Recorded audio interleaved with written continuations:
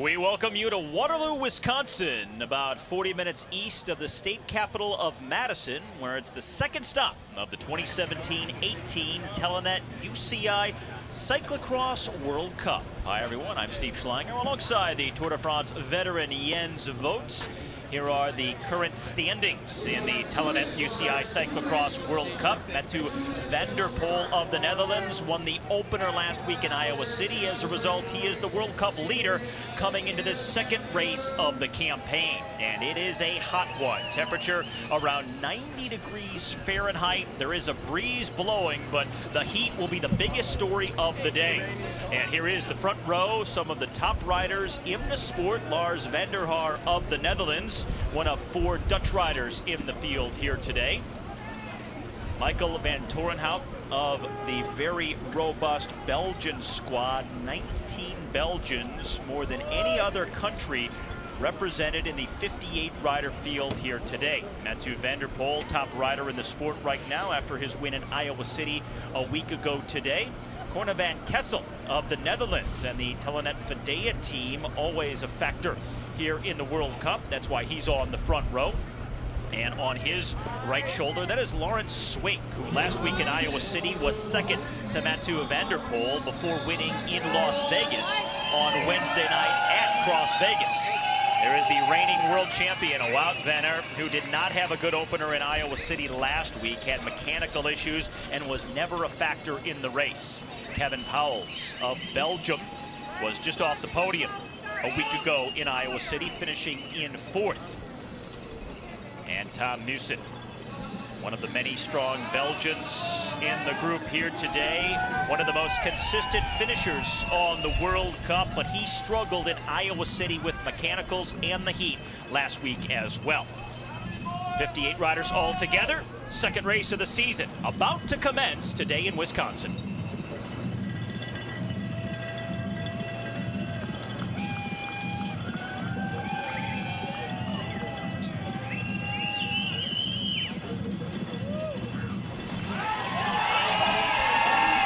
It's a very short opening straight by World Cup standards, uphill and then a right-hand turn coming very quickly. So the pole shot, which belongs to Mathieu van der Poel in the white, so critical, and already a crash.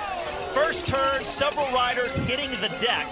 Everybody wanting to be near the front for that turn that, as I mentioned, comes up so quickly, so critical to be near the front. And now van der Poel already has a gap here in the opening lap. That is Michael Boros of the Czech Republic checking his bike after going down.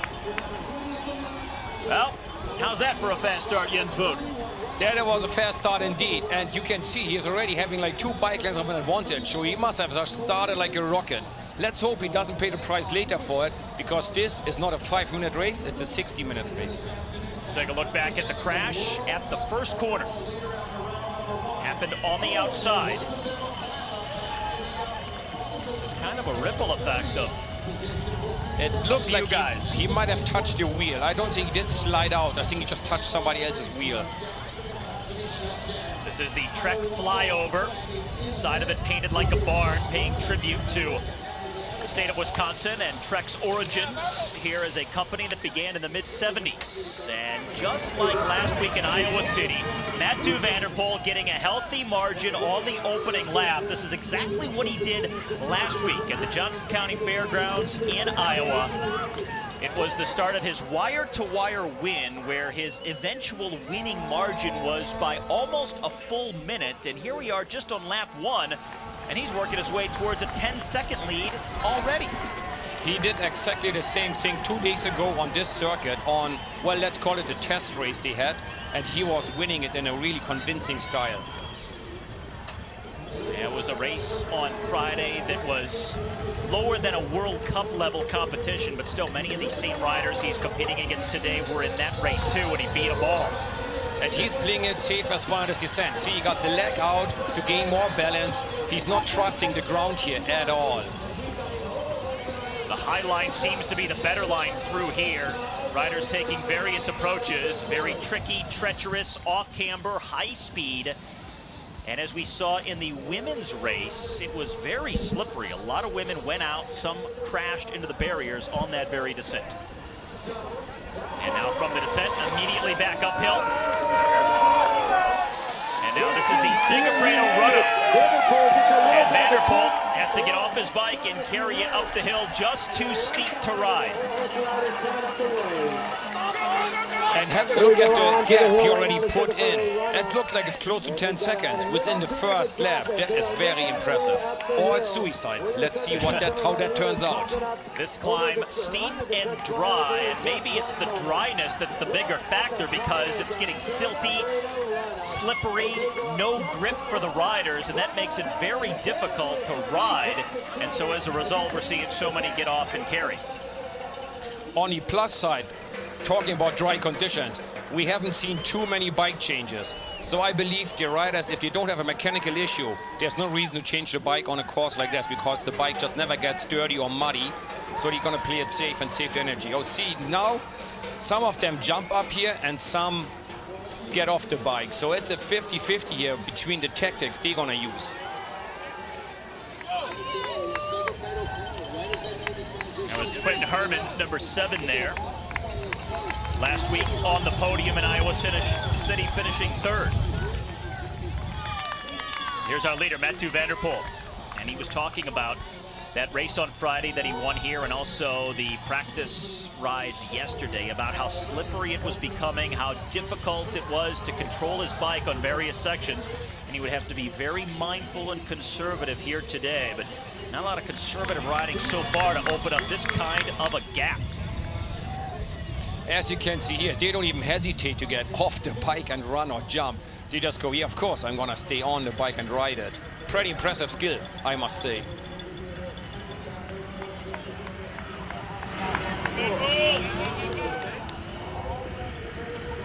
He's just killing it in the moment. I am impressed.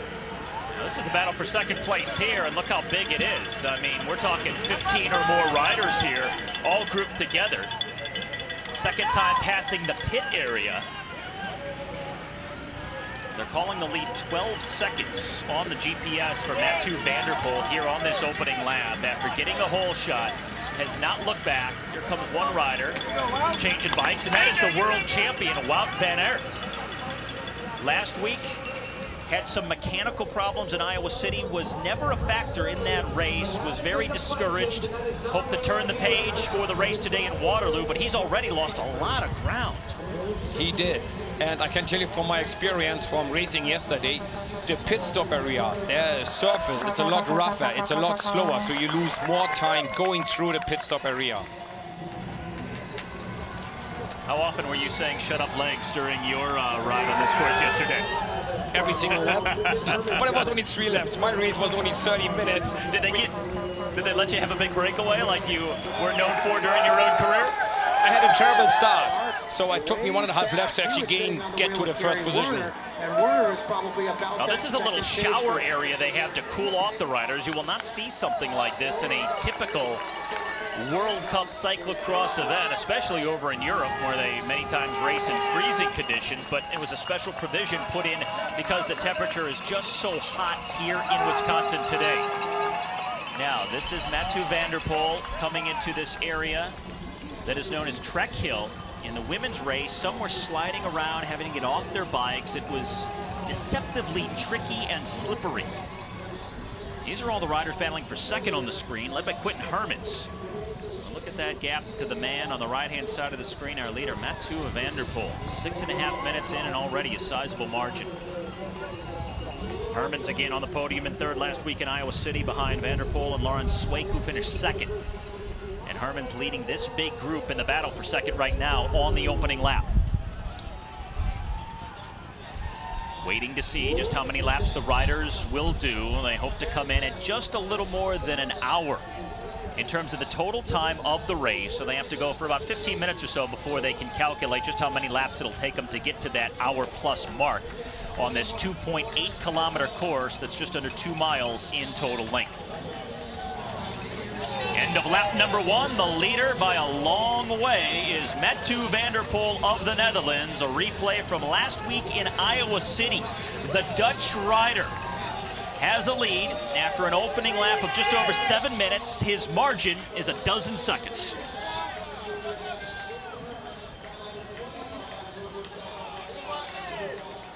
Quinten Hermans leading that next group through in second place. And looking over his shoulder, he's wondering who else is going to come through and help Poel.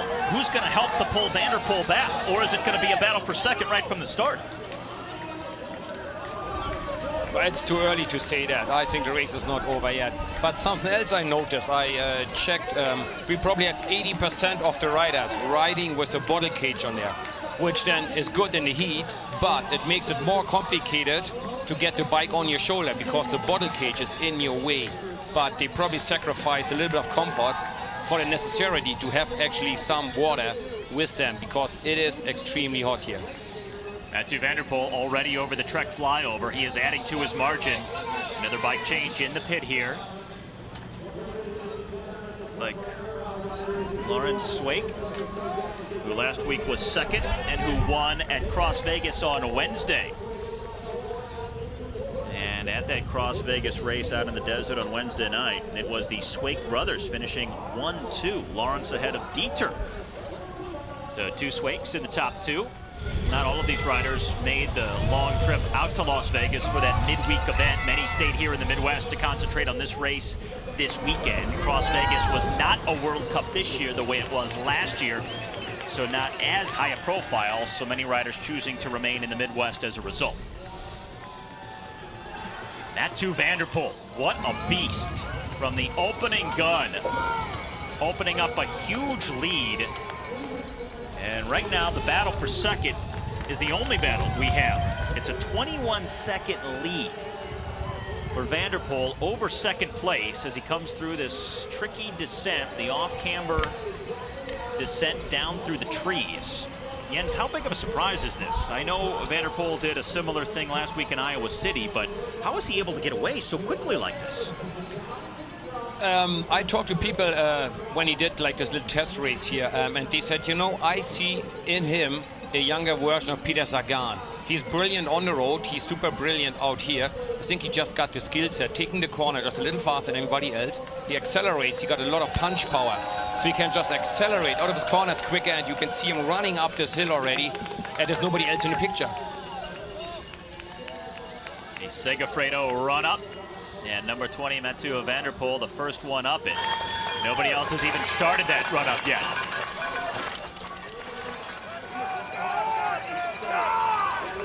All the riders now are massing in that chase group. And it is Tim Meeusen of Belgium leading this next group. He's pushing the bike instead of carrying it. Either way, he's off the bike, but perhaps pushing saves a little more energy than carrying it. That's always a concern on a hot day. How much energy you have to use when you get off your bike. It'd be easier if you could ride it to save the energy, but it's just too slippery and steep and they can't do it. Another thing you have to pay attention to is your heart rate. In a hot condition like that, if your heart rate once is too high, it is very, very hard to bring it back down into the green level. So once you overcook it, then it's hard to come back from that. Yeah, that's the question with Mathieu van der Poel.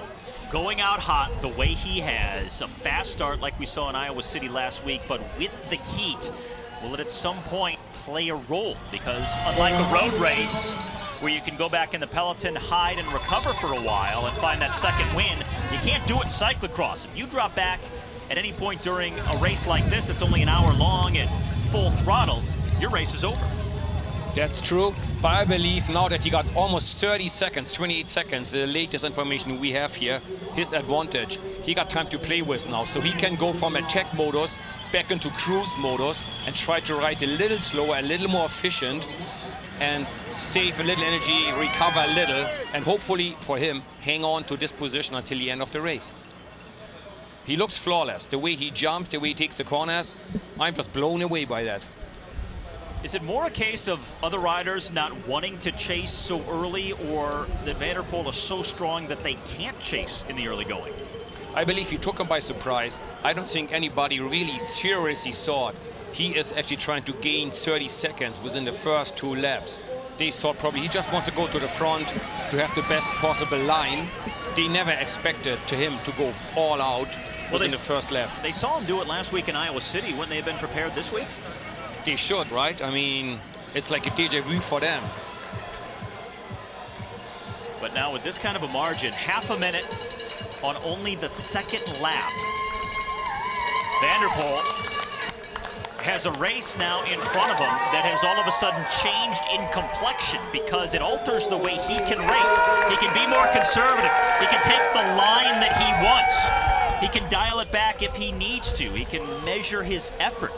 All of these things that you typically couldn't do in a group, Van der Poel now has at his disposal as he works with this big lead. Going through that sprinkler a moment ago. Even with the breeze, brutal conditions here in Wisconsin.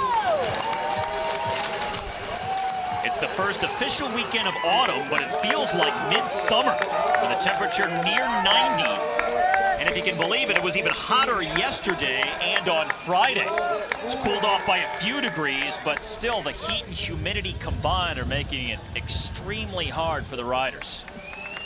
Certainly not something they're used to on the bulk of the World Cup season that takes place in the fall and winter months over in Europe, where it can be freezing, snowing. I believe most of them, they came early enough to get adapted to the different time zone and the climate, so it shouldn't affect them too much. Oh my God, just look at the distance he put into them. Holy smokes, that is impressive. He won by almost a minute last week, and his lead right now on just the second lap is over half a minute. So we could see even a bigger finishing gap this week than we saw just 1 week ago. Well, some riders having to get off. Steep and slippery, having to dismount, push their bikes up. And now here is Mathieu van der Poel. His lead swelling as he starts out on lap number 3 with a sizable advantage in Waterloo, Wisconsin. And the way he was sprinting across the line, it did not look like he is actually taking a conservative approach. He looked like he's still all in. And now somewhat of a gap opening up in the battle for second place that was so tight for a while. On the start of lap 3 of 9. We're there, the Belgian in second. Corne Van Kessel comes across third. And Toon Aerts rounding out the top 5. Where's the world champion? I haven't seen him there. Now remember, after the bike change in the pit, he was well back.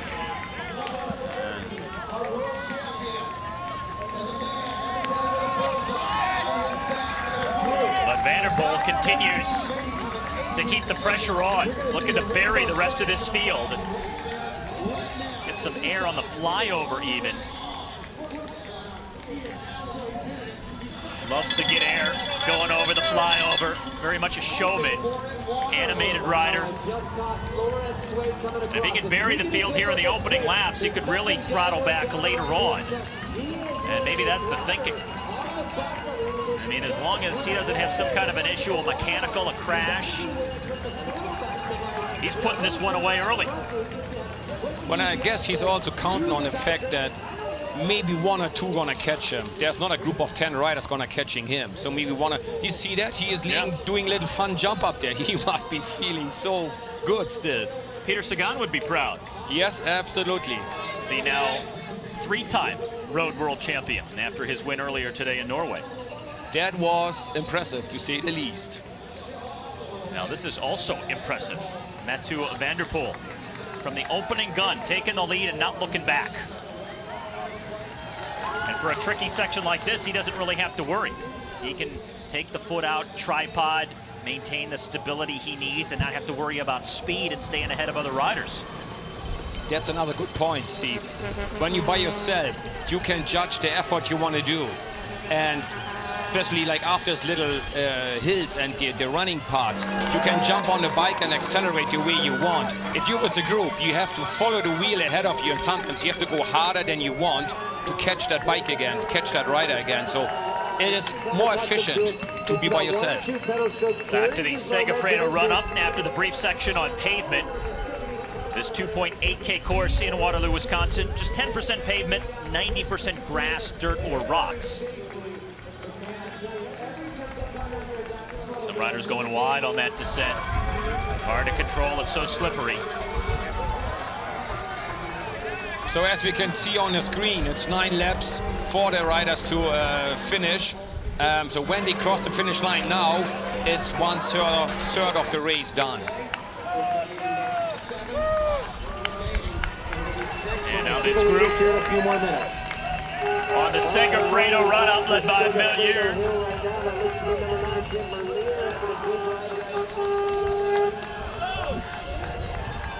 A few riders up, I think that might be David Sweeck out there.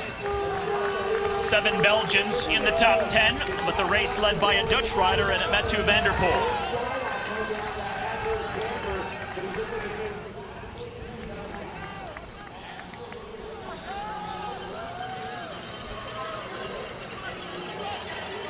"37 seconds to gap to second place."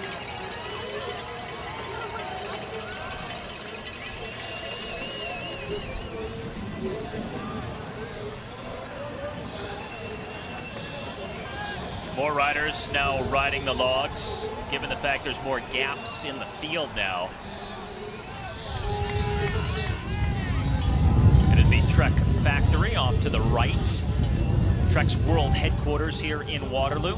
Again, just about 40 minutes east of Madison, the state capital, about an hour west of Milwaukee.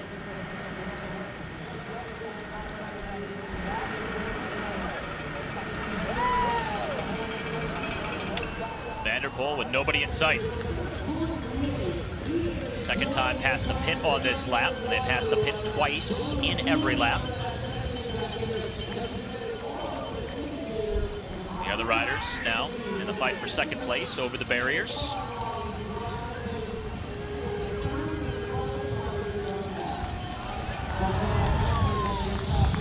There is Wout van Aert, the reigning world champion. He is way back in the field. That rainbow jersey. It's going to be the second consecutive difficult race for him on this U.S. swing of the Cyclo-cross World Cup. After finishing 14th last week in Iowa City, outside the top 10 right now, early on today in Wisconsin. There was a little hiccup of that rider that's now in the pits, coming there. Either he crashed into the barriers or he seemed to have a problem. The guy that's just coming there at the pits, he seemed to have a major issue. Sweeck. We've already seen him in the pit once. This is the second time. Something wrong with his shoe now. Yeah, so he's got an issue with his shoe. The buckle on his shoe for Lars Sweeck has become a problem. And boy, oh boy, what a tough race this has turned into for him. 2 times in the pits, losing a lot of time. He was second last week in Iowa City, first on Wednesday in Las Vegas, but he's going to be well down in the standings today, conceding a lot of time here in the pits. Maybe just for the German champion coming past. Oh, look back at... Ah, there's a crash here back there. That's that explains. I almost did that 2 days ago, or yesterday, almost. So I know exactly the corner. So that'll cost Lars Sweeck. No issue for Mathieu van der Poel. At the very front of the race.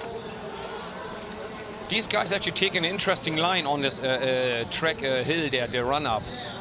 They go from the low, from the bottom, take a wide corner, and other people, like other racers, I've never seen it, taking that line.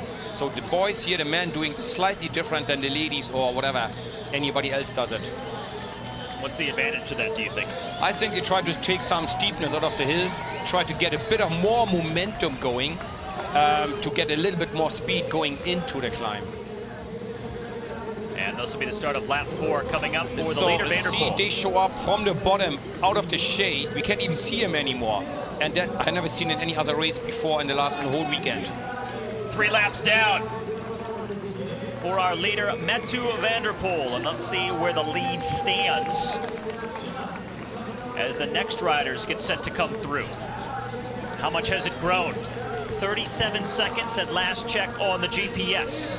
It's hovering a little bit, but he keeps adding 1 second, 2 seconds to it. So he's going to be close to 40 seconds when he is on the finish line, I believe. Dan Sota moving into second earlier in the lap. And now the lead for Van der Poel. is going to be clocked at right at 35 seconds as a group of 4 comes across in the battle for second place.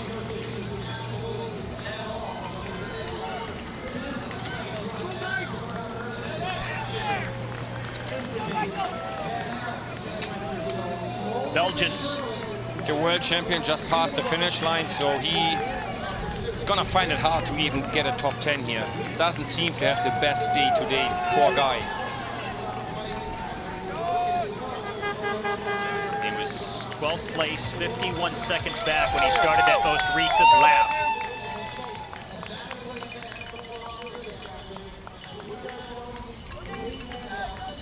Belgians just all over this race. You have Van der Poel, a Dutch rider, leading. Corne Van Kessel, his Dutch teammate, in 4th. But beyond that, the Dutch occupy every other spot in the top 15. Again, 19 Belgians altogether in the race here today. 58 riders in the field. Well, I still think the Dutchies do it a lot more efficient. They only have 2 people here, but they are leading in 4th. Chapeau for that.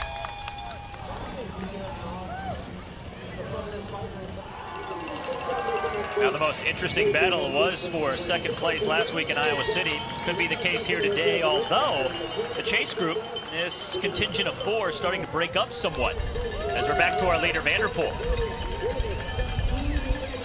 Kind of dragging the foot on the dirt there. And you see the gusting winds. It's been breezy all day long, but it seems like the wind is gusting more now here in the late afternoon hours. I would agree, Steve. I would agree. The wind's just getting a little stronger more. Or now, just getting a little stronger now.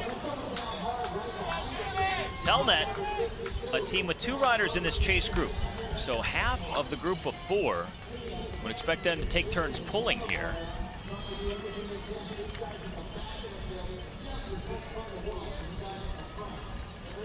These other riders certainly looking to the Telenet team to do the chasing, but one of the riders having somewhat of an issue there, getting close to the barriers, and Van der Poel continuing to ride away from them.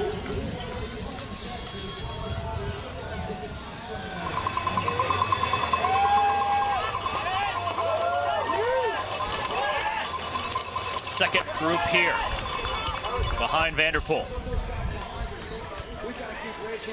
Again, Sota, Merlier, Van Kessel, and then Torenhout are the riders in that second group. Over half a minute behind our leader.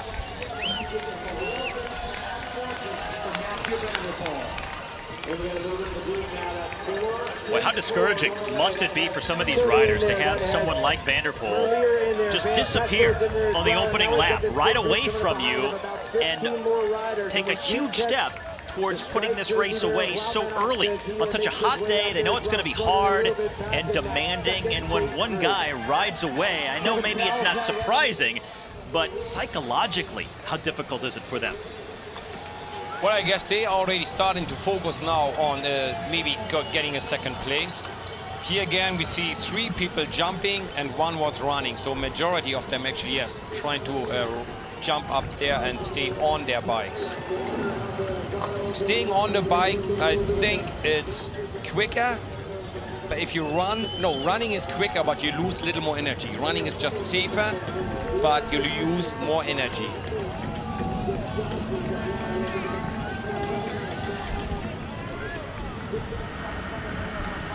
Well, Mathieu van der Poel, the 22-year-old, who was actually born in Antwerp, Belgium, but grew up in the Netherlands, no doubt has terrific form that he has brought over from his mountain bike season, because that just flows right into the start of the cyclocross season. But the cyclocross campaign is so long, the interesting thing from here on out is going to be how long can he hold this for.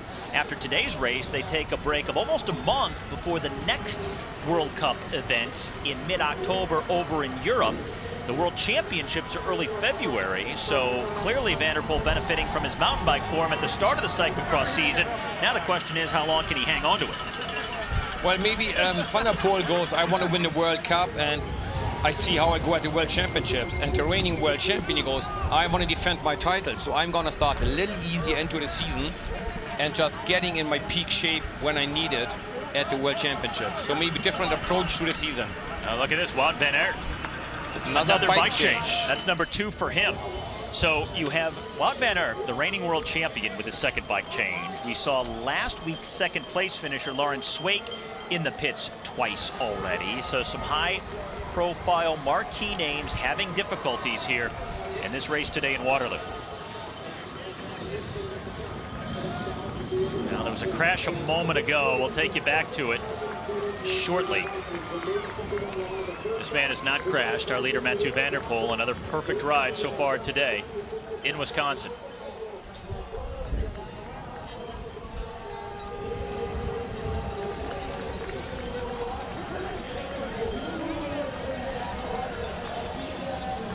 Almost looks too easy. Yes, it does.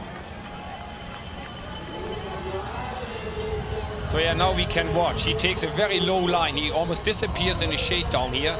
And then he takes the corner from the outside, trying to gain the momentum, but tire slipped one time on the loose sand and you have to get off the bike. Now he's ridden that most of the times up it, but with a big lead, can afford to get off and run a little. His lead right now at 36 seconds.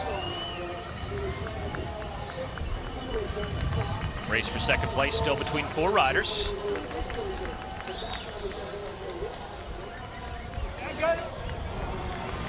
And Mathieu van der Poel making this left-hand turn that takes him back to the start-finish area. Over halfway through the race now.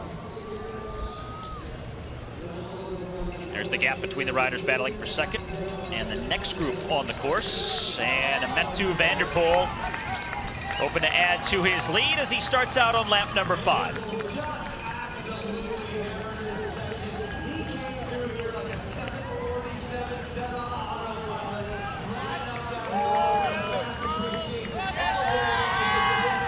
World champion in this group here, Wout van Aert, going up the hill. Here's the 4 vying for the remaining 2 spots on the podium, second and third.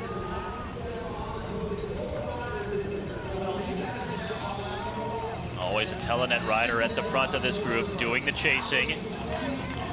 And van der Poel's lead now 39 seconds. 4 laps in the bag already. I must say I'm impressed or surprised by the differences in time gaps here we see. I mean, they're all world-class athletes. I thought they would stay closer together for the first half of the race. But we see huge gaps already, little groups everywhere. And it's not even half of the race done yet. I'm surprised how hard they race. There's no holding back here. There's not too much tactics going on here, I believe. Is van der Poel just that much better than everybody else? Are they miscalculating something, or is there something that is a part of the nature of what we've seen over the last 2 weeks in these races in the US that have made such a big difference? I believe it might be a combination of like all of it. He is young, he's an upcoming talent. He is, I think, just really gifted by nature with the talent. And as you said, he just comes out of a mountain bike season, so he got the rhythm, he got the hard racing miles in their legs, and the rest of the guys, they just starting here, so they missing some of the rhythm. So that plays to his advantage, I believe.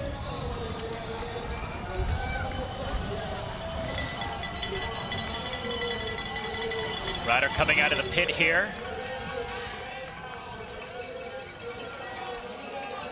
And van der Poel once again onto the off-camber slippery descent. Taking the same line each and every time through there. And then back uphill. Lap 5 of 9 on the day, as they try to bring the men in with a total time of just over 1 hour.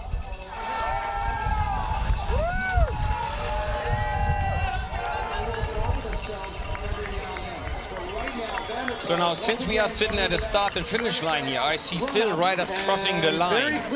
They got almost 3 minutes. They are behind him. They're gonna get lapped. He's gonna lap some of these riders.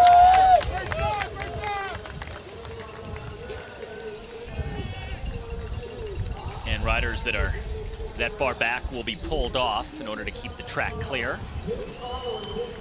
Yeah, let's hope that once he start lapping the other riders, that nobody gets caught behind somebody slower, that they show enough respect and get out of the way.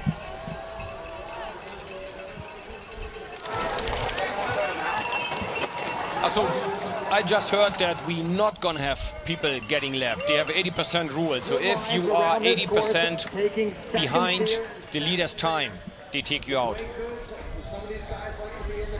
Segafredo run up. But all of these guys running behind in the overall. But it's still 4 of them, so they can share the work a little bit. Maybe it helps them in the end. Don't forget, we just have done half of it. 2 riders in that group of 4 from Telenet, and they're both at the front now. This is the next group behind them. That includes Wout van Aert, the world champion.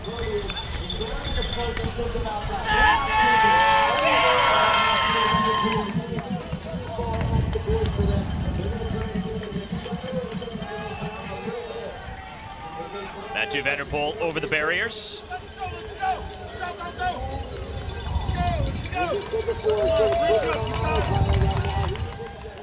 Now, because of the technical nature of this course, a lot of turns just like this in an open field, Van der Poel will always get a sense of where everybody else is behind him. He won't always have to turn around. He'll be able to look over to the side either way and oftentimes see where the others are.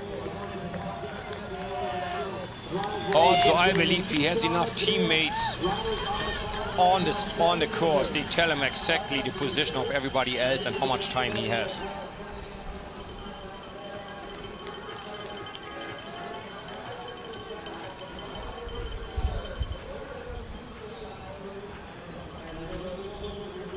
He's so good through the turns, in the run-up, on some of the descents. His technique has been virtually flawless. No mistakes. And when you build up a lead like he has now, which they're calling 43 seconds on the GPS, you can even afford some mistakes and still manage your lead. You can bleed a little time and still not be too concerned. That's what getting such a big margin early can do for you. 2 teammates in there and then 2 odd men out. The thing you always just hope for is that you can stay free of the mechanicals, because those are the more unpredictable elements. Here he was enjoying the water, the little shower there. He actually did move over there, so get closer into the shower, get some fresh cold water to freshen the body up and cooling down the body, which is an important fact on a hot day like today. Yeah, many times riders won't have bottles in cyclocross because it's such a short effort, and many times it's much colder. But with the heat today, right around 90 degrees Fahrenheit, many choosing to carry bottles. I believe this might be the only World Cup race in the season where we see the riders starting with the bottle on the...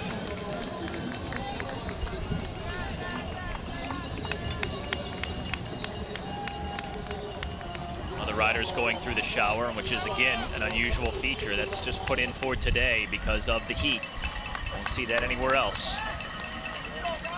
Back to Van der Poel at the front. More like an exhibition for him these last 2 weeks than an actual competition.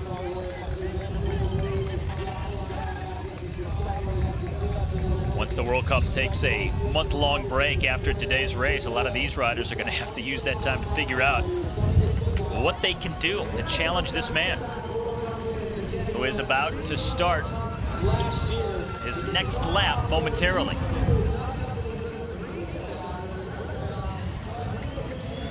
Mathieu van der Poel, his lead ballooning in Waterloo, Wisconsin, starts out on his next lap on the way to what should be his 2nd consecutive World Cup win.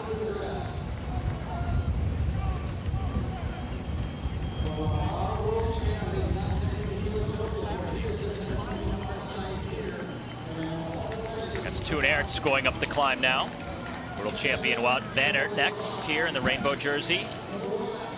Toon Aerts, the European champion right now. Here's our second group on the course, that group of 4, Sota, Van Kessel, Van Torenhout, and Meeusen.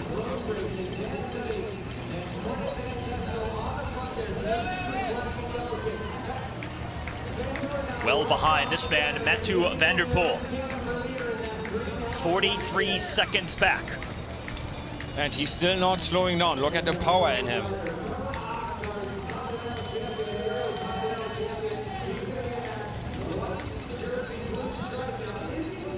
Again, a little hop over the track flyover. He is still enjoying himself. Now Wout van Aert going to come to the front now. The world champion.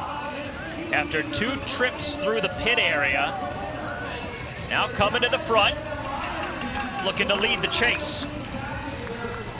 I believe he's still looking for some good points at the World Cup to keep himself in contention with it, and not losing all hopes for World Cup lead or World Cup win one day.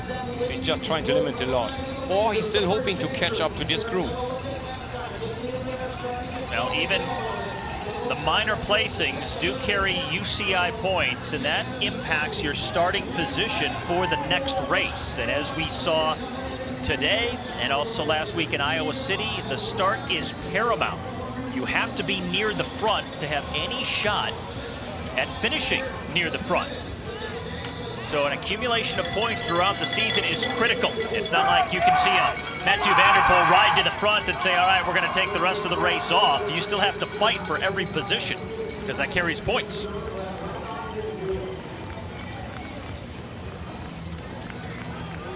Altogether, it's the top 20 places that will offer points. But that could still be several minutes down. So the fight can be intense, not just at the front of the race, but down through the field. Mathieu van der Poel, a 22-year-old world champion back in 2015, a 2-time junior world champion, 2-time European champion, one of his 2 junior cyclocross world titles, actually won in the US. That was in Louisville back in 2013. And this is a course that they've been racing on at various levels since 2013, as the Trek Corporation built this course a few years ago, and they've been holding races here for the last several years in anticipation of eventually landing a World Cup event for the first time this year. Just got a couple of bike lengths, and that is rider number 21. Rider getting caught along the fencing there. In fact, that was Corne Van Kessel. So Holland, first and second.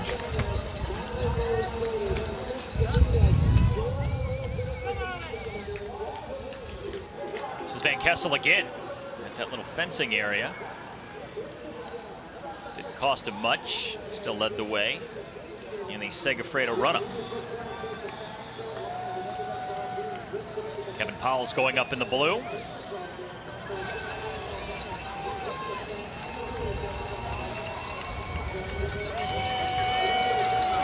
So the formula is pretty simple for van der Poel out front, but with the 4 guys that are still battling for second place, what are they thinking at this point? Over halfway through the race, what's the calculus in their minds about how they're going to pull off the podium position? Yeah, I believe they need a minor miracle to catch this rider, our leader here, Van der Poel. So they're gonna settle for second place, and now I think they start making some plans of how they're gonna secure a spot on the podium. So hopefully, to make the race more exciting, we're gonna see some attacks in the chasing group coming soon.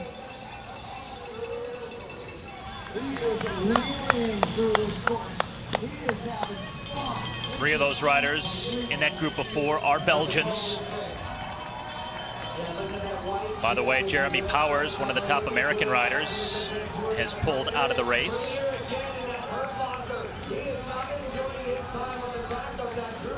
And this man, Mathieu van der Poel, pulling away in the race.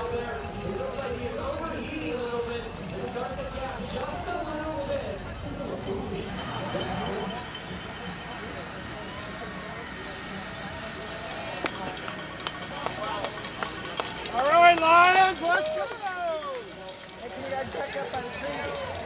Now, not much change these last couple of laps. Still van der Poel with the sizable lead at the front. Group of 4, the second contingent on the course. and they really haven't split up too much. The biggest change has come back here, with Wout van Aert leading the third group. Toon Aerts, the rider right behind him. So you have the world champion in Wout van Aert, the European champion in Toon Aerts. And they are pacing that third group on the course that is now starting to come apart somewhat. Wout van Aert, though, looking stronger. And things seem to be going better for him now as this race has progressed. Remember, 2 trips through the pit earlier really cost him. On this corner, I noticed our leader here, Van der Poel, he is the only one taking the one leg out of the one short of the pedal. Probably gives him more balance. He is almost the only one in the whole race. He does it every lap, so I think for him it's just the fastest way to go around the corner. The back wheel is sliding around the corner, his leg on the inside of the corner is out of the pedal to give him more stability. And I don't think anybody else does it like him. Just kind of letting the bike slide, taking the turn. Just letting it happen, letting the bike do the leading. Makes it an easy way to go through because you don't really have to worry about all the seconds at this point. A 49-second gap at the moment on lap 6 of 9.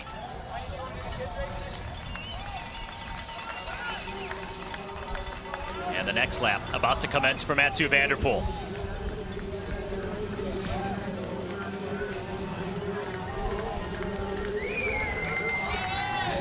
Once again, he starts a lap solo. No one even in his rear view mirror. Mathieu van der Poel of the Netherlands maintaining a consistent speed, just over 25 per hour, and leaving the field in the Wisconsin dust. I believe it's fair to say he's going to win again with more than a minute of advantage. He's already at 50 seconds, 3 laps to go. So about, what, 15 minutes maybe. And yeah, that's enough time for him to actually gain enough time. So he's going to win with another minute of advantage. 3 laps remaining for all these riders. Van der Poel, the first to start the final 3. And now our second group, with nobody really taking a big dig. And now Soda, Van Kessel, Van Torenhout, and Melier start the first of the final 3 laps. Trek flyover for Van der Poel. More straightforward this time. Maybe the heat and the fatigue starting to set in. No little hop over the top of the flyover.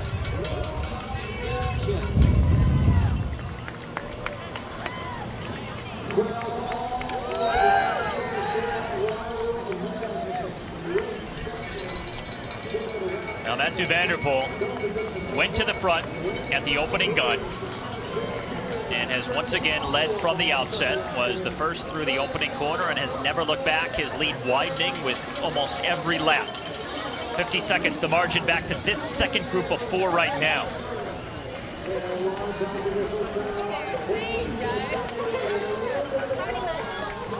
This group starting to accelerate a little bit more, it seems.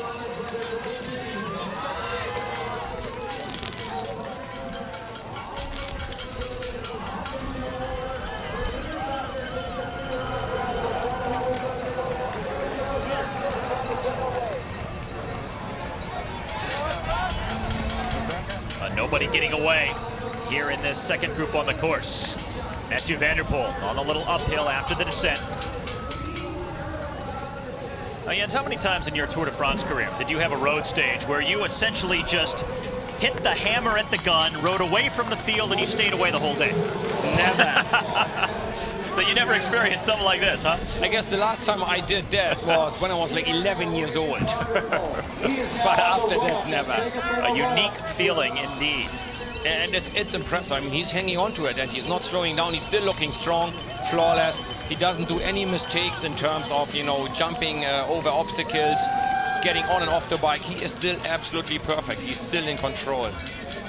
And speaking of road racing, as these next 4 deal with the descent, Van der Poel has some experience on the road and has shown his versatility as a cyclist already at the age of 22. We've documented his cyclocross achievements, but as he has turned to road, earlier this season, he won a stage at the Tour of Belgium, won stage 2 against some pretty high-profile riders. Yes, I believe he did beat a certain Philippe Gilbert. And I think it's fair to say that Philippe Gilbert is not the worst rider in the world. There's the chasing group on the track run-up. Still all 4 of them together, but it does look like they go a little faster. Pardon me, it was a Segafredo run-up. Now for Van der Poel, he actually won 3 different times on the road this season. And much of the big speculation in the Belgian media is about Van der Poel and Wout van Aert turning their attention full-time to road racing because there's more money in the sport and more prestige for certain races. So will they, sooner rather than later, go over to the road full-time and leave cyclocross behind? Well, I had the chance to have breakfast with his manager, Jan, this morning, and we talked about exactly that. But I believe it was a private conversation, so I don't think I'm allowed to actually tell everybody. Oh, you're just going to tease us? Well, Oh. yes, actually, yes, that's what I'm going to do. Well, what do you think the smart move would be, in your mind? I would try to become world champion one more time here. Because he's obviously in really good shape. I would try to actually be the best you can be at this sport. Well, and then let's see how far you can go at some other sport. How hard would it be to split his time? Do some cyclocross races, maybe just the World Championships, but spend more of your time on the road? It seemed to work, or did work for a while, for Sweeck. He was racing full gas in the classic season, still becoming twice world champion in cyclocross. But it's both of them are hard sports, seasons are long, you have no break in between, so you risk to burn out your body at the age of 25 if you want too much. And think about the road cycling season by itself is so long, from January all the way through October. And it also requires a different type of rider, these two sports. You gotta be strong, athletic, and punchy to be good in this sport, because it's 1 hour. You don't need any bicep or any shoulder, any muscles on your upper body as a road cyclist, because you just have to be as skinny as you can be to be a good road cyclist. So it's different type of body needed. So it's hard to split it up.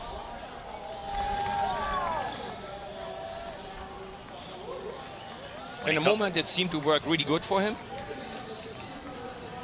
Well, he is clearly dominating at the outset of this World Cup campaign through the first 2 races in the U.S. This is the second group again on the course, a group of 4. Not gaining any ground, but this group also not splitting up yet. As that contest for the final 2 spots on the podium is yet to really take shape. And where he walked up last time, Wout van Aert rides up that little climb, this time through.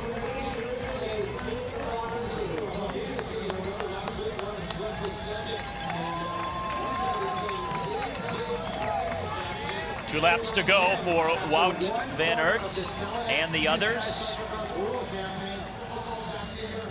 Wout van Aert leading that 3rd group. Behind this group of 4 with Mathieu van der Poel, the man here out front making the final turn on the course, headed towards that start-finish line.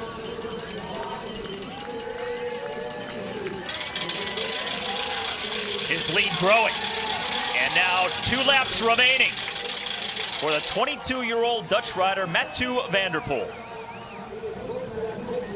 And still keeping the average speed above 25 kilometers an hour. That is very impressive at this circuit. It's a tough circuit. Heat has certainly not made it easy. The course, by comparison to some of the others on the World Cup, is probably one of the more mild courses that they will race. Not as much elevation change as they had last week in Iowa City. There are some technical corners, but not all that difficult. some slippery sections because of the hot and dry conditions. However, they will see much more demanding courses in Europe when the World Cup season resumes next month. See the difference of the body language. Them just cruising across the line. Now they go a little faster. And we just saw the leader, how he is just punching. He's just punishing the pedals, going so fast. So, yeah, I think they just realized they're never going to catch him again. Wout van Aert in this group, the world champion, and this group starting to come apart. The second group just rode through 55 seconds behind Van der Poel, and the Wout van Aert group over a minute down. Not a good day for the other two podium placers from last week in Iowa City. Sweeck, who was second last week in Iowa, has been to the pit twice. He's crashed. He's well down in the standings. Quinten Hermans, who was third last week in Iowa, he's over a minute down, in 9th place at the moment.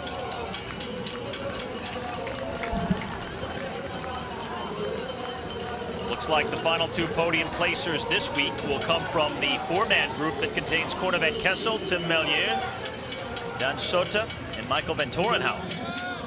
That group of four that has consistently been the second group on the course most of the day. And now Wout van Aert really cranking up the pressure here. Trying to make a move and gain as much time as he can. He is really going for it. Last week he was undone by a series of mechanicals and wound up finishing in 14th place. 2.5 minutes behind Van der Poel.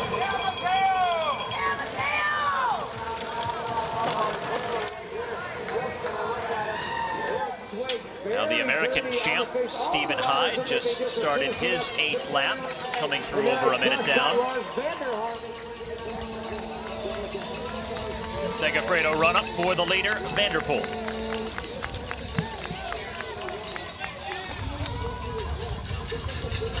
Now working his way towards the end of this two-race World Cup stop in the U.S. to kick off the season. The 2017-18 Telenet UCI Cyclo-cross World Cup beginning a week ago today in Iowa City. And then coming here to Waterloo, Wisconsin, 40 minutes northeast of Madison.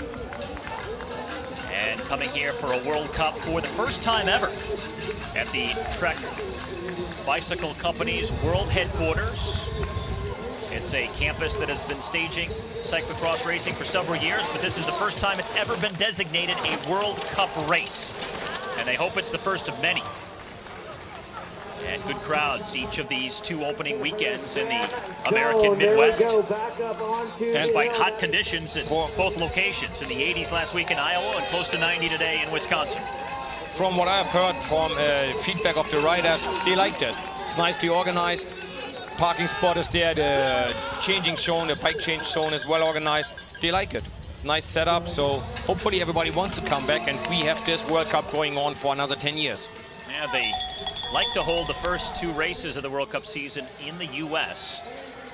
You don't know until they come out with the calendar for the next year exactly who's going to get those two, but this race here in Waterloo has been a big success in its first year, so things you would think look good for their future. How about the future of our second group on the course? This contingent of four, and it is still almost a minute behind our leader. Oh, there Mathieu goes first bike change, I think, if I remember right. It's his first bike change. Yep, first time in the pit for Mathieu van der Poel. Got a fresh bottle on there too.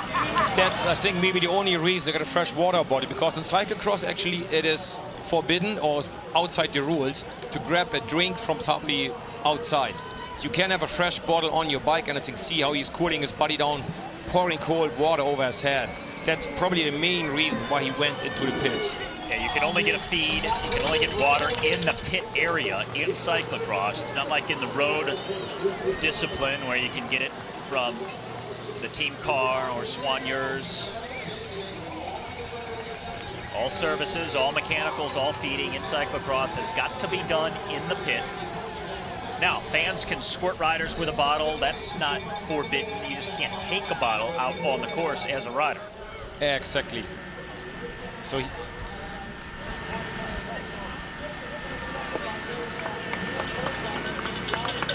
So there's the chasing group, still together, they're still working, but, well, it's a little gap, but I don't see that group splitting apart yet. How much feeding or drinking did you take in your race yesterday? Well, you had like a piece of pizza, a hot dog out there. I know you were kind of yucking it up. I did start without a bottle because the professionals told me the first thing you need to drop is the bottle cage. Okay. But I actually did stop to take 2 times a beer from a spectator.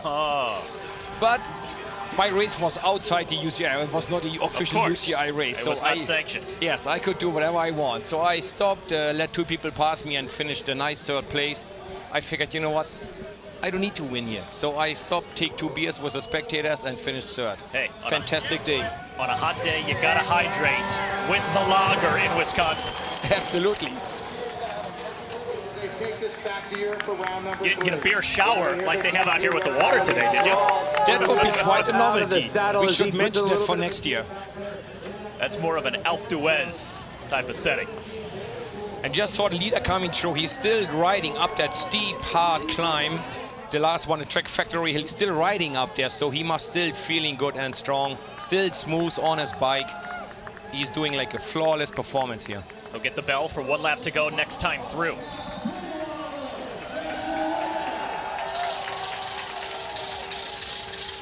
And when will we see the battle for 2nd and 3rd really start to develop? Here's our leader, Van der Poel, around that final corner. Bells will be ringing, and the final lap will commence momentarily.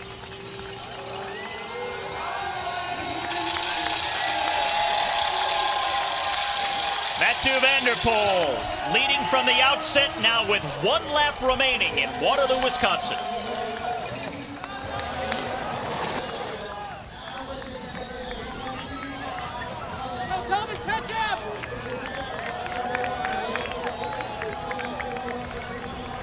Toon Aerts in the white jersey at the bottom of the screen starting to move up.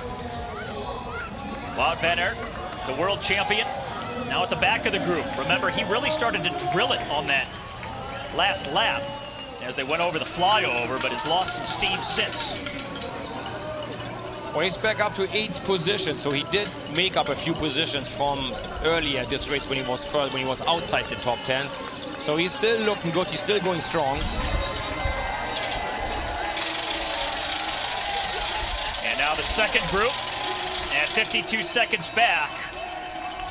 And remember, 2 Telenet riders in this group should be able to work together tactically to set up at least one for 2nd place. You would think so, right? Strategically, that would be the play. We'll see if it happens. Next group with Toon Aerts and Wout van Aert, European and world champion, coming through over a minute down.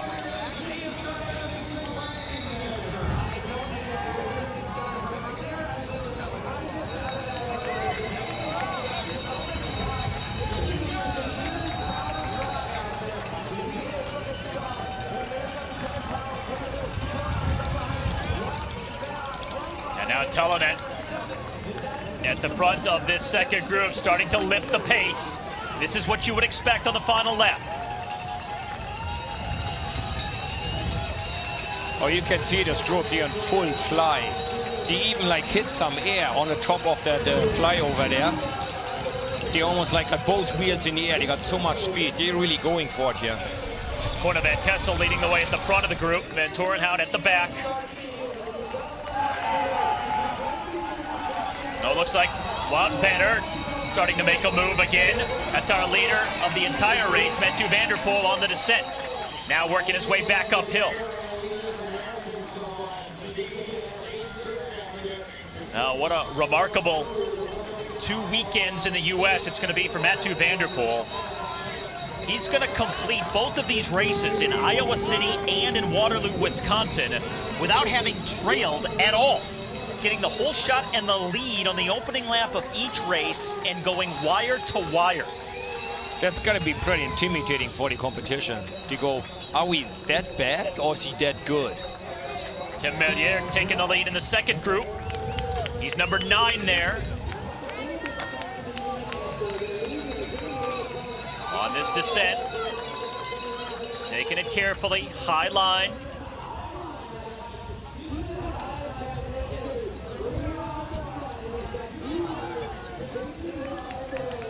Race for second and third right here in this group of four. The final two spots in the podium will be taken up by half of this group. Top step, not in doubt. It belongs to that man. With a Dutch fan riding alongside. Chases for the And better the part of the Sega last run up for the 2 or 3 final laps. time for our second group out there.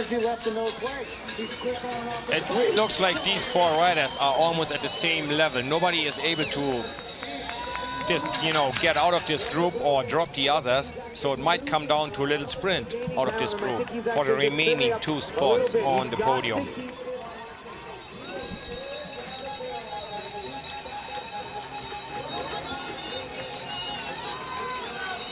Still not a lot of separation between these four.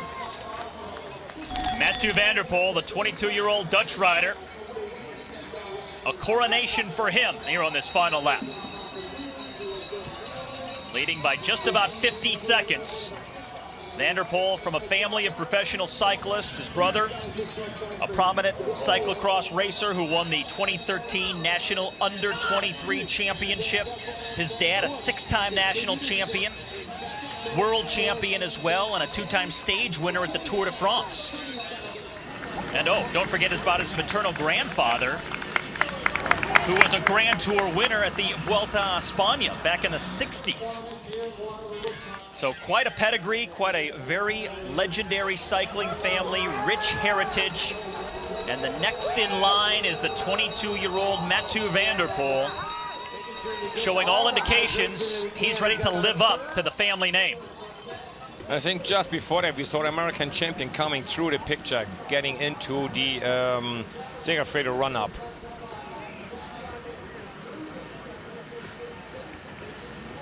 Now the 2 Telenet riders leading the way at the front of the second group. Again, trying to strategically play the tactical game to get both riders on the podium, but at least get second place on this final lap.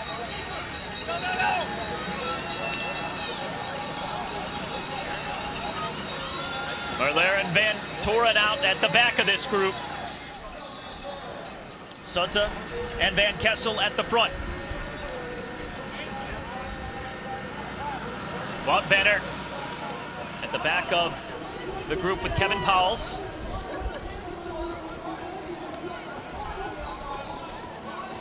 And through the shower for the final time, Mathieu van der Poel. World champion from 2015. 2-time junior world champion. Stage winner on the road at the Tour of Belgium this year.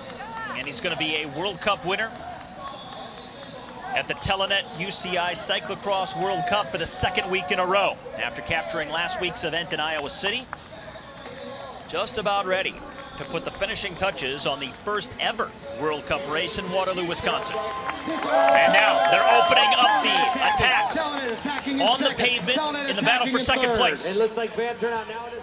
Sotte and Van Kessel trying to distance Merlier and Van Toren. Now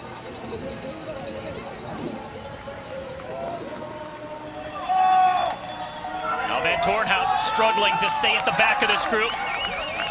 Merlier, the Belgian, making his move in the green helmet up into second place. Oh, and then he slips and falls. That could cost him. Has to remount very quickly. Now Corne Van Kessel at the front of the group. And you don't have much time to repair that mistake because it's like half a mile or less. For the 2nd week in a row on the Telenet UCI Cyclo-cross World Cup, Mathieu van der Poel, an emphatic, glorious win here in the U.S. as he captures the victory today in Waterloo, Wisconsin.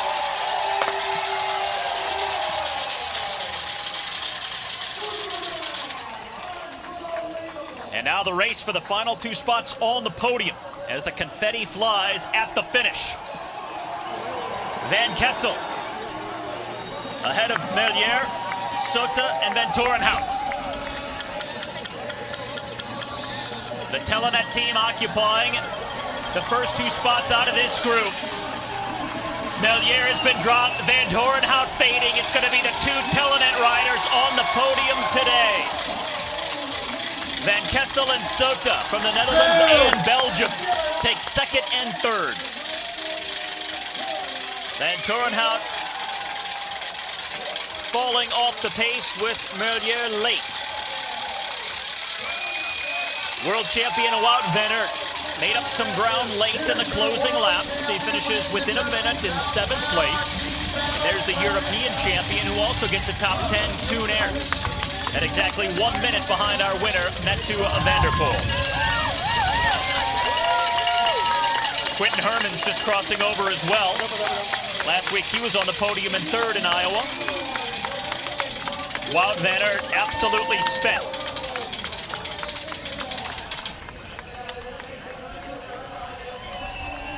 Steve Chanel crossing the finish line.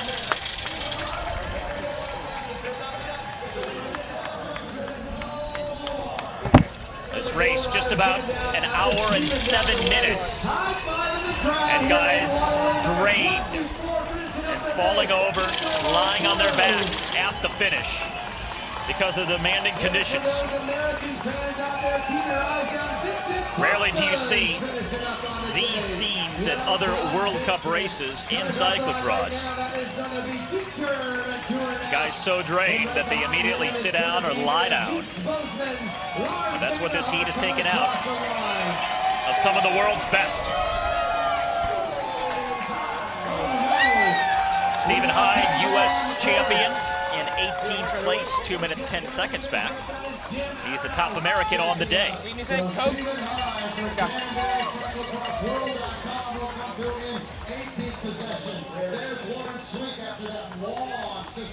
So Stephen Hyde, by finishing inside the top 20, will get UCI points that'll help in his start position for the next race, which will be in mid-October over in Europe.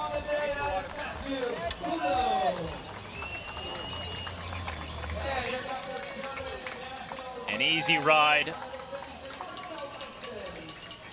coronation, celebration, as the confetti flies for Mathieu van der Poel, who gets the win ahead of the 2 Telenet riders, Van Kessel and Sota, who sprinted away to take 2nd and 3rd. What was most impressive to you about Mathieu van der Poel here today in Wisconsin, Jens?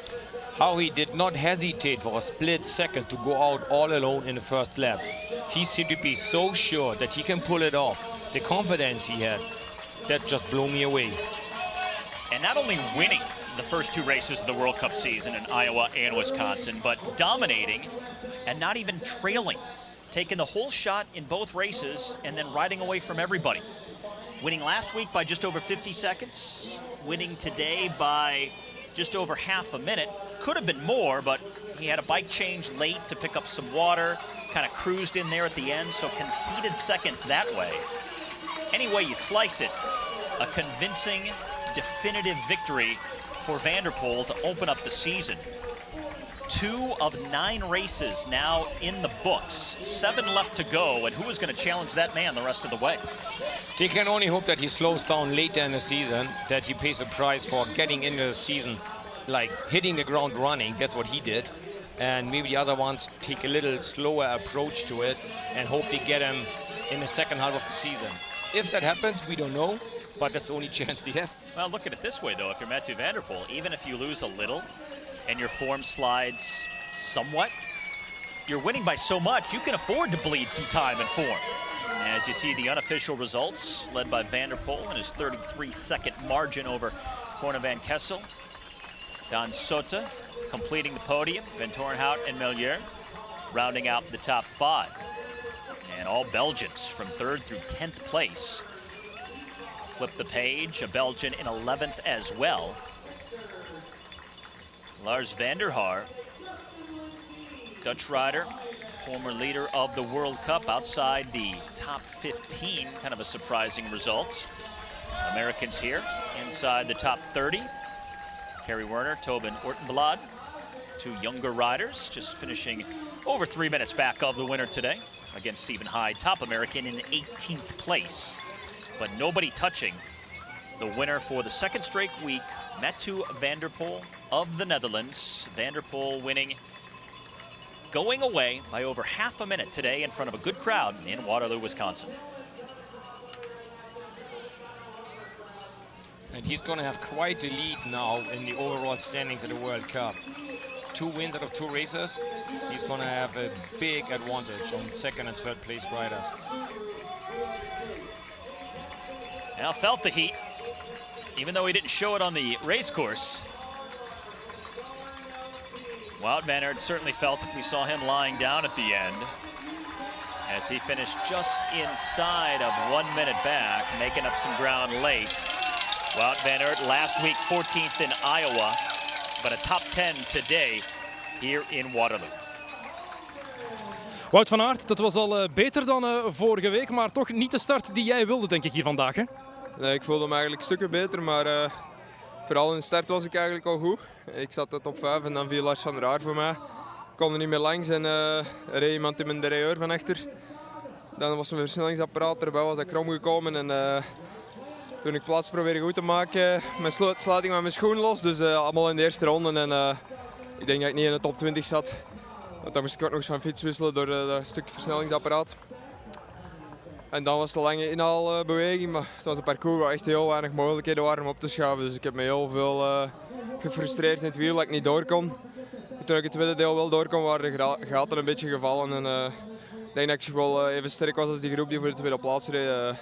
Maar ik raakte gewoon niet meer bij. Dus ja, het gevoel was een stuk beter, maar ja, het mocht nog niet meezitten. Ik wou het je net vragen, kwam dat puur door het parcours dat jullie niet meer bij die tweede groep zijn geraakt? Want jij en Toon Aerts, op een gegeven moment waren jullie wel met 2 even weg van jullie medegezellen. Ja, ik had toch het gevoel dat het parcours was. Je had 1 lang stuk richting een brug waar ik mijn kracht kwijt kon. En voor de rest was het heel technisch en gewoon proberen op de fiets te blijven. Want het was wel echt wel verraderlijk. Dus op een gegeven moment kun je niet sneller dan snel rijden. Dus vanuit die gaten gevallen zijn, heb je maar 1, 2, 3 stukken op parcours waar je kan proberen sneller te rijden als de groep voor u. En klagen over parcours heeft geen zin. Dat is koers en je moet proberen mee te zijn van het begin. En vandaag mocht dat niet zijn. Met wat voor gevoel ga je nu naar huis? Ja, het is sowieso een teleurstellende trip geweest, denk ik. Vorige week de resultaten en het gevoel echt slecht. Vandaag het gevoel al een beetje beter, maar ik moet eerlijk zijn dat dat nog niet de Wout is die ik wil zijn. Maar vandaag heb ik ook wel mijn redenen waarom ik niet kan meeknokken voor het podium. Dus het is al positiever dan vorige week, maar ik had toch liever een wedstrijd zonder pech gereden deze keer. Bedankt voor je tijd. Dank u. Sorry, shadows are real bad.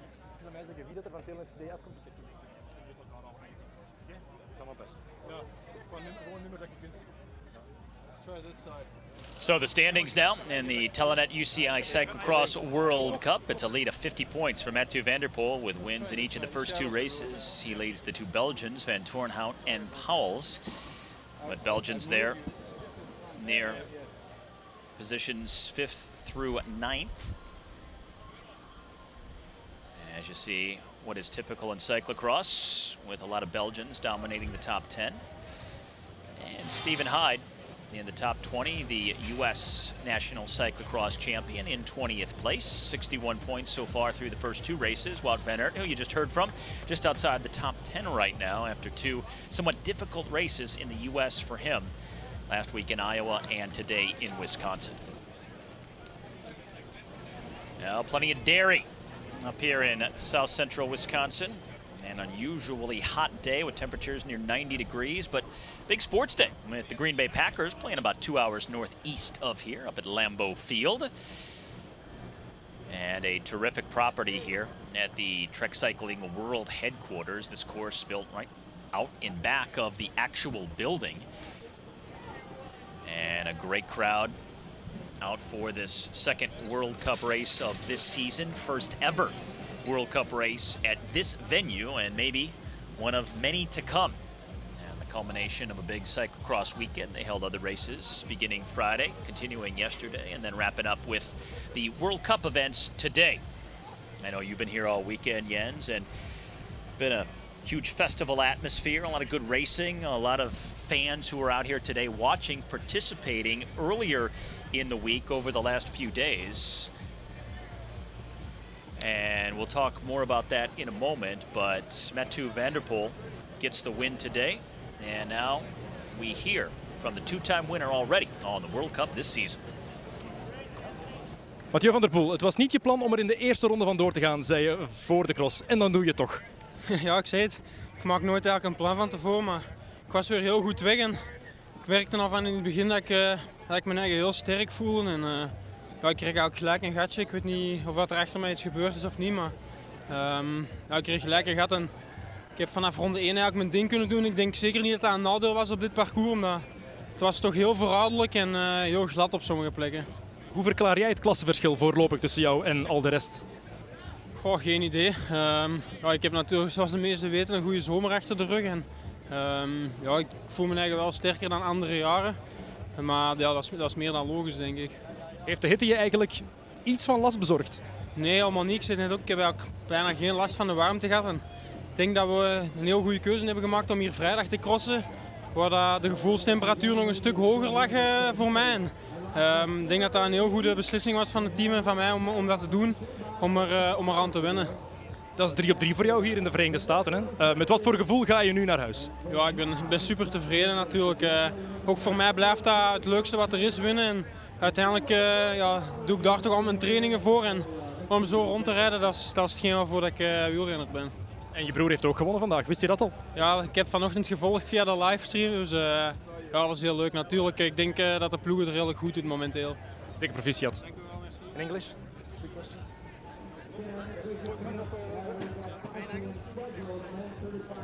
Even hetzelfde meteen doen. Mathieu van der Poel, first lap and off you were. How can you explain that? I can't. I think I had a really good start and the course was really tricky and I think it wasn't a disadvantage to be at the front on my own and I could do my own thing, choose my own lines and I think that was my strength today.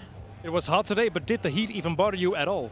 No, I think we made a good decision with the team and myself to race on Friday. I think the temperature was even higher then and I was really good adapted today and yeah, no, I think we had also good preparation with all the ice we had and I think yeah, we did a good job to protect myself from the heat.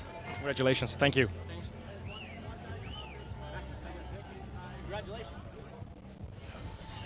Well, he was speaking about some of the ice that he put on himself and some of the water and some of the essential preparations ahead of dealing with the heat that no doubt helped him. But even he was at a loss for words to explain how he gets away from everybody else on the first lap and doesn't look back. It was impressive indeed, and yeah, he never looked back once. You know, he seemed to like knew, okay, I dropped them. I don't even need to look back to them.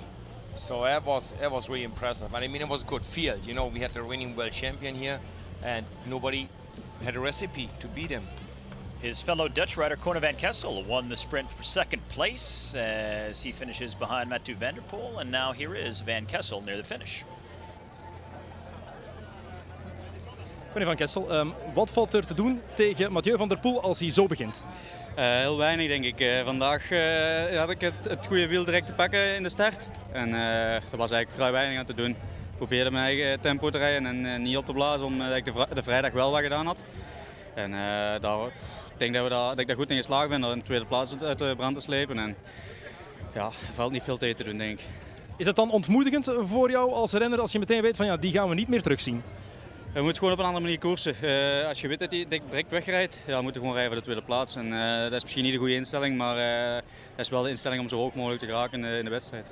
Wel de tweede plaats hier op het parcours van Trek. Dan moet je met een positief gevoel terug naar huis gaan, veronderstel ik. Ja, zeker. Het is een hele goede afsluiter. We worden hier heel goed ontvangen. We kunnen hier in de werkplaats van Trek ons ding doen. De hele dag cool zitten en ja, we worden hier goed verzorgd. De ploeg had in het begin in de eerste bocht al wat pech. En dan hebben jullie met twee de eer hoog gehouden. Hè. Dat moet ook mooi zijn voor de ploeg dat jullie daarvoor zorgen dat jullie het podium eigenlijk vervolledigen. Ja, dat denk ik wel. Zeker hier, omdat hij bij Trek is, dat we deze wereldbeker met 2 en 3 op het podium kunnen staan, is zeer mooi. En Quinten die viel direct, of Lars die viel direct in de eerste bocht en Quinten viel een ronde later in dezelfde bocht op dezelfde manier. En ja, dan weten we eigenlijk wel dat het heel glad is. En ondanks de droogte, het gras waarschuwt niet en het schuift ineens. Heb je last gehad van die hitte hier? Ja, we stonden op 3 posten denk ik, stonden ze met water over ons te gooien. En dat deed wel elke punt deed hij wel terug deugd om daar te passeren. Ik was gestart met een ringbus, maar die was ik voor de eerste post al kwijt. Hartelijk bedankt en nog eens dikke proficiat.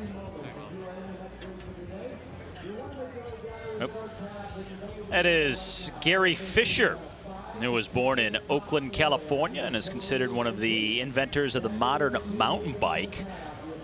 Really the pioneer, and competed himself in road and track races starting at the age of 12. Just a legend in the sport. And here in Waterloo for this first-time World Cup event at this venue at the world headquarters of the Trek Bicycle Company. And what a day it was as Mathieu van der Poel gets the victory. These are some of the amateurs racing on the course right now. Dan Sota is the third member of the podium, finishing on the bottom step today. And here he is after his performance. Daan Soete, wat gaat er in je om als je Mathieu van der Poel zo ziet vertrekken vanaf de start? Ja, ik heb hem eigenlijk niet zien vertrekken. Ik zat een beetje tussen alle valpartijen en schermutselingen in, dus ik heb het eigenlijk niet gezien. Ik zag dat hij de eerste ronde al 10, 15 seconden weg was en dan weet je dat je nooit niet meer terugkomt. Zijn die valpartijen en die schermutselingen de redenen dat jullie er niet meer bij zijn geraakt, denk je? Nee, zeker niet. Ik denk of dat er nu gevallen wordt of niet. Ik denk dat Mathieu hier altijd gewonnen had. Dat is echt een parcours voor hem. Het schoof heel hard, dus het was echt puur op techniek. Je hebt zelf wel een dijk van de wedstrijd gereden opnieuw. Wat vind je zelf van je cross? Ja, ik ben wel heel tevreden. Ik heb altijd op kop proberen te blijven rijden als de rest niet wou rijden. Omdat ik niet graag had dat er meer terug zou komen. Omdat dan echt de hele tijd vechten zou zijn voor uw plaats. Dus ja, ik heb dan zelf maar gereden. Dus. Het is door jouw kopwerk wel dat Telenet Videa hier plaatsen 2 en 3 eigenlijk wat te pakken heeft. Want zoals je zegt, jij hebt constant zitten sleuren aan de kop van het groepje. Ja, ik wist als ik zelf blijf rijden, maak ik ook kans op het podium. En als we allemaal wachten op Wout van Aert en de rest, ja, dan pakt hij misschien de tweede of de derde plaats. Dus ja, soms moet hij ook gewoon eens durven rijden, denk ik. Proficiat, hartelijk bedankt. Dank u. 2 Dutch riders and 1 Belgian on the podium here today.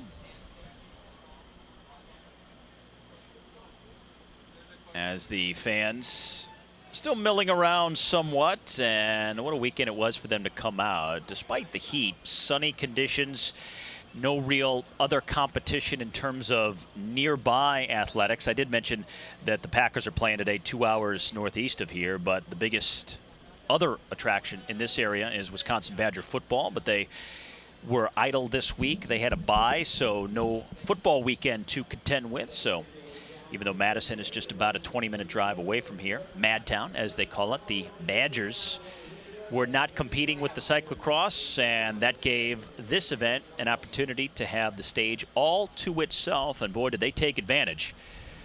Perhaps thinking that maybe a world championship would come here someday, and they are starting to lay the foundation here at the Trek World Headquarters, and starting with their very first World Cup event, a rousing success this weekend in South Central Wisconsin. As the podium ceremony gets set to commence here near the finish of the race.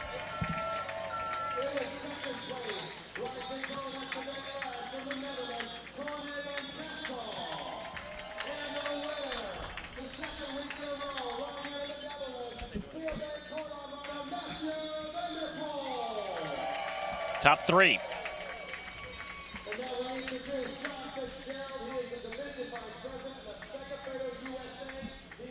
Now, Jens, they have about a month off before the World Cup resumes in Europe in mid-October. So that's plenty of time for other riders to regroup, focus on what they can do to try and get to Mathieu van der Poel. But there's a lot of time, but maybe not a lot of options. That's the thing. It is not enough options for them, because the way Mathieu looks, he is just superior everywhere. Bike handling, he's just stronger, faster, better skills, faster on the downhills. So I don't even know where the other one should start to actually reduce the gap they have towards him. He's just in his own league in a moment, clearly. That is the World Cup leaders jersey he's putting on now. Many of these riders departing pretty quickly to head back to Europe because there is some other racing, not World Cup competition, but other prestigious cyclocross racing to be done in the coming weeks. It's almost like a second league they have there in Belgium, and they take it serious. It's important for every Belgian rider to be there and be part of it. Now the Dutch national anthem.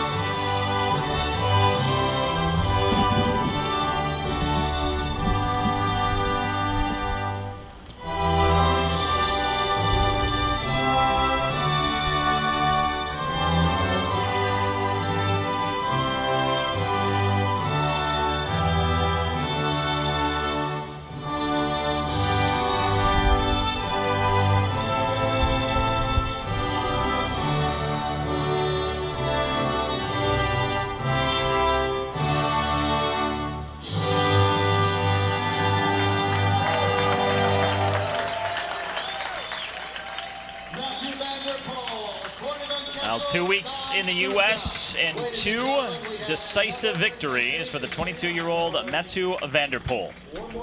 Never even trailed in Iowa City or today in Waterloo, Wisconsin.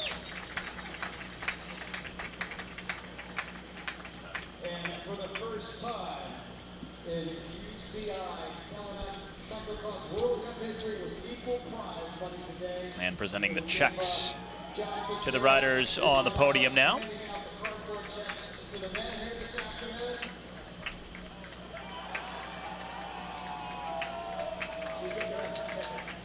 Equal prize money for the first time for the women and the men this weekend in Waterloo.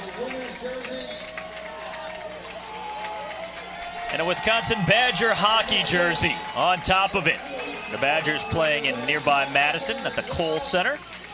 One of the most popular draws, always very well attended during the winter months. And now there is the reigning women's world champion and the Victoria Sanikant, who won here earlier today in the ladies event. And Wisconsin also has a women's team in Badger hockey, so she gets the jersey as well.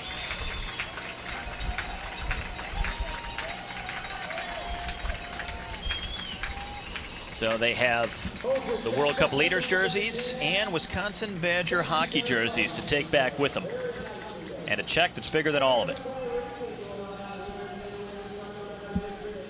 Still waiting for hockey season here in Wisconsin, though. A hot one today, temperature near 90 degrees, but undeterred was Mathieu van der Poel of the Netherlands, who gets the win for the second week in a row on the Cyclo-cross World Cup. And now for Jens Vogt, I'm Steve Schlanger. Thanks for joining us, everyone, for this second race of the 2017-18 Telenet UCI Cyclo-cross World Cup. And now we say so long from Waterloo, Wisconsin, just outside of Madison.